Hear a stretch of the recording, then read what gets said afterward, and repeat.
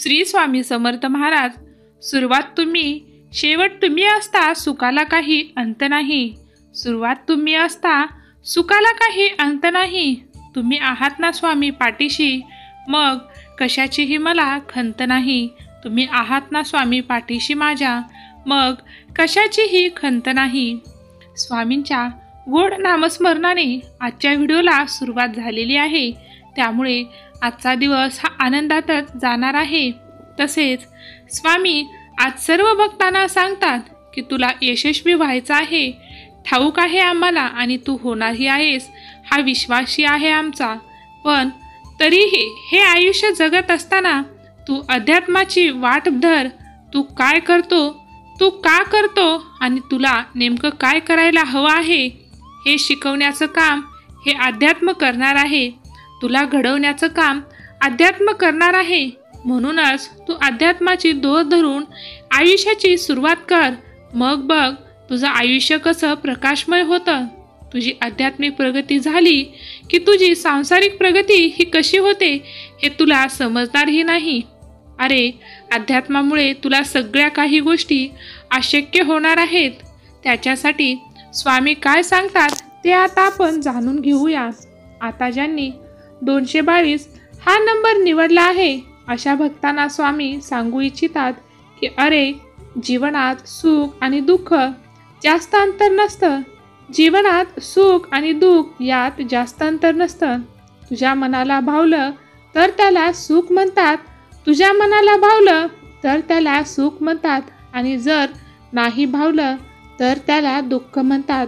म्हणून सुख हे बाहेर शोधण्यापेक्षा तुझ्या मनात शोध. तू ठरवलं तर तू सुखी होशील, नाहीतर तू कायमचा दुःखी राहशील. दुःख मनात न ठेवता जगायला शिकावं माणसाने. म्हणूनच दुःख मनात न ठेवता जगायला शिकावे माणसाने. दुःखाचे गणित फार अवघड आहे आणि हेच तर सगळ्यात मोठं दुखणं आहे. अरे, हेच तर खरं सगळ्यात मोठं दुखणं आहे. म्हणून हे दुःख सोडायला शिक. जेव्हा कुठे तुला सुख अनुभवता येणार आहे. आणि आयुष्यात तू कधी निराश होऊ नको. आयुष्यात तू कधी निराश होऊ नको. जिथे दुःखाची गर्दी जास्त असते ना, तिथे थोड्याच अंतरावर सुख ही उभे असते. आपल्या आयुष्यात स्वामी समर्थ महाराज यांचे अपार महत्त्व आहे. जसे की श्वासाशिवाय जिवंत राहणं जसं अवघड असतं, तसंच स्वामींच्या नामस्मरणाशिवाय जिवंत राहणं आणि जीवन जगणं अवघड आहे. आता ज्यांनी 525 हा नंबर निवडला आहे त्यांच्यासाठी स्वामी सांगतात की जर तुझ्याबद्दल कोणी वाईट बोलत असेल तर तो आशीर्वाद समजत. तुझ्याबद्दल जर कोणी वाईट बोलत असेल तर तो आशीर्वाद समज. तुझी कोणी स्तुती करत असेल तर ती एक प्रेरणा समज. तुझ्यावर कोणी खोटे नाटे आरोप करत असेल तर ती तुझ्या सत्याची ताकद समज. आणि तुला कोणी मनापासून मान देत असेल तर तुझ्या दुःखात इतरांचं भलं करण्याची ताकद आहे असं समज. कारण तुझ्या मार्गात आज जर कोणी आडवा येत असेल तर ती तुझ्या मार्गातील साफसफाई समज.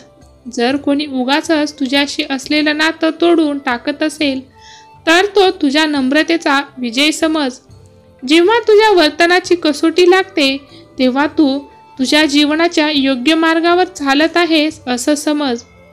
कसं असतं ना, आयुष्यामध्ये प्रत्येक प्रसंग येतो तो नवोद कसोटी आणि नवीन गोष्टीला सकारात्मक विचार करून बघितलं तर त्याचा आपल्याला फार त्रास होत नाही.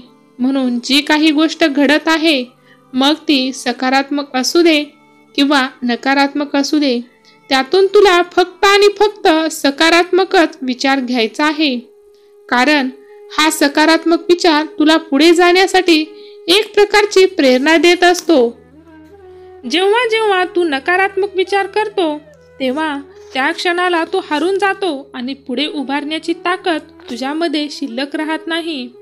म्हणून जे काही होतंय त्याचा फक्त सकारात्मकतेने स्वीकार करायला शिक. आयुष्यात खूप त्रास होतोय ना, तुला माहीत आहे तर समजून घे की तुझा रस्ता प्रगतीकडे जातोय. कारण जास्त ताणलेल्या धनुष्यातूनच लांब वर जाणारा बाण सुटत असतो हे कधी विसरू नको. आणि कोणासमोर झुकण्याची जर वेळ आली तर नक्कीच नम्रतेसमोरच झुक, पण कुणाच्या शक्तीसमोर, कुणाच्या कृपासमोर किंवा कुणाच्या संपत्तीसमोर कधीही झुकू नको. मग बघ, अशी तुझी नियत असेल तर जग तुझ्यासोबत असेल किंवा नसेल मला ठाऊक नाही, पण मी मात्र सदैव तुझ्या सोबत राहील. तेव्हा तू घाबरू नकोस. मी तुझ्या पाठीशी आहे. मी तुझ्या पाठीशी आहे. आता स्वामी ज्यांनी 3 ते 33 हा नंबर निवडला आहे त्यांच्यासाठी स्वामी काय सांगतात हे आता आपण जाणून घेऊ. स्वामी म्हणतात, प्रत्येक गोष्ट आपल्याला हवी तशी मिळत नसते, म्हणून समाधान शोधायला शिका. आयुष्य समाधानातच जगायला हवं, कारण आयुष्याचं खरं सुख तर समाधानामध्येच लपलेलं असतं. पण आपण शोध घेत असतो, म्हणून समाधानी व्हायला शिका, समाधानी राहायला शिका. कोणाच्या म्हणण्यावरून तुमचं चांगलं वाईट झालं असतं तर हे जग कधीच बंद पडलं असतं. सर्व फळं ही आपल्याला आपल्या कर्मानुसार मिळत असतात, म्हणून तुमचा आयुष्य कधी बदलणार नाही. ते फक्त तुमच्या चांगल्या आणि वाईट कर्माने आणि आमच्या नामस्मरणानेच बदलू शकते. प्रेम हे नेहमी उघड्या डोळ्याने करायला शिक. अध्यात्म आणि प्रेम हे दोन्ही करायला शिक, कारण या दोन्ही गोष्टी अधोगती आणि निराशा या दोन्हीमधून टाळता येते. डोळे बंद करून चुकीचा गुरु निवडला की चुकीची भक्ती केली जाते, तर अध्यात्मात अधोगती होते. आणि प्रेम जर चुकीच्या व्यक्तीवर केलं तर पदरी फक्त निराशाच येते. मग दोघांसाठी रडत बसावे लागते. म्हणूनच अगोदर सत्संग, विवेकबुद्धी जागृत ठेवून निर्णय घे आणि निवड करताना योग्य अशी निवड कर. अध्यात्म साधताना तुझी सेवा निस्वार्थ असेल आणि निवडलेला मार्गदर्शक जर तुझा योग्य असेल, तर आम्ही देखील तुला एकच सांगू की बाळा, भिवू नकोस, मी सदैव तुझ्या पाठीशी आहे. भिवू नकोस, मी सदैव तुझ्या पाठीशी आहे. तुमचेही स्वामींवरती प्रेम, विश्वास असेल तर स्वामींचे असे संदेश, नवीन नवीन माहिती ऐकण्यासाठी आपल्या चॅनेलला नक्की सबस्क्राईब करून घ्या. स्वामींचे जीवनावर परिणाम कसे घडून येतील ते तुम्हाला काही दिवसातच दिसून येतील. आणि स्वामींच्या मार्गावर जो चालतो त्याचे जीवन नक्कीच प्रकाशमय होऊन जाते. धन्यवाद. श्री स्वामी समर्थ. जय जय स्वामी समर्थ.